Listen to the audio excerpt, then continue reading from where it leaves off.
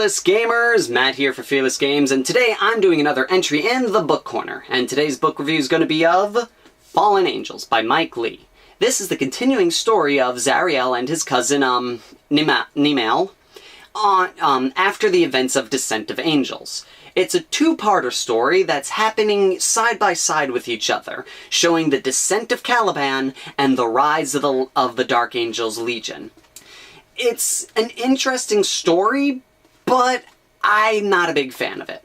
Well, I'm not a fan of half the book, because it's a 20-chapter book, 10 chapters on Caliban, 10 chapters with Lionel Johnson. And the stuff on Caliban was kind of not good.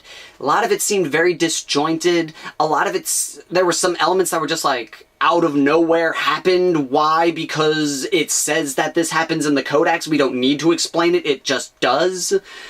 And it was just... it kind of picked up near the end with some interesting ideas put into place, but a lot of it is, again, theoretical. There's no, like, revolution of this type of thing. There's no, like, concrete evidence, this is true fact type of thing. So you're like, really? Come on, this is kind of lame.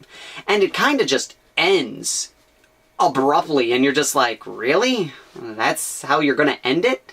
It was just not very well done. And it was an interesting progression of the character, Zariel, but again, there were some parts that seemed like were just random. That there was no explanation for some of the choices that he makes or some of the feelings that he's feeling. Then again, there are some, but they're kind of like dabbed in to the point where they kind of felt tacked on at points.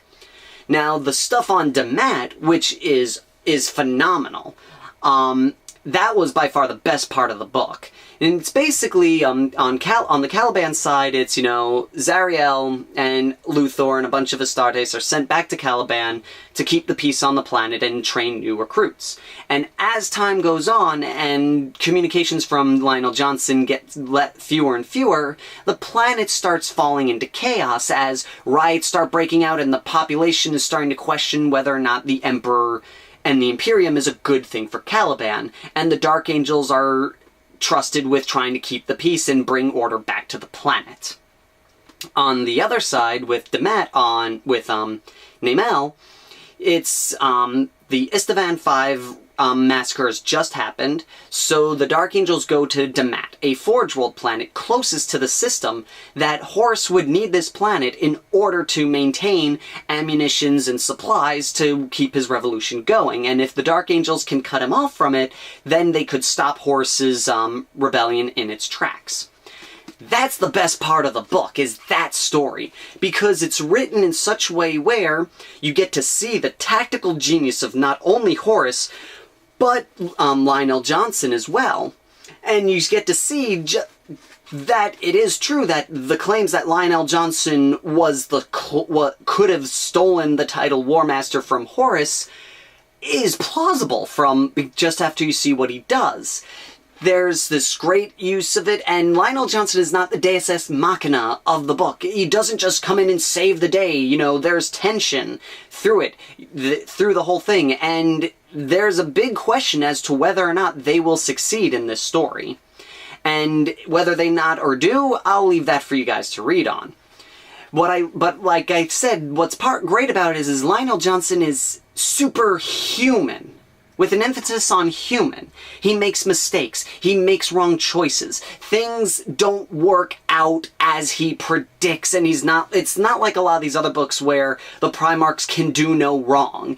If they do fail, it's because they were caught off guard, but the very next instant they try again, bam, they succeed, type of thing. And in this book, they kind of got rid of that.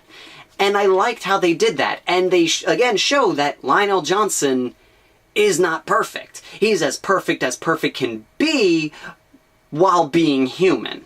And that's probably the only reason to pick this book up, is to see a really well done and well written version of one of the Primarchs. And it's a great story on that front. But again, the Caliban stuff drags this down to just like a style book.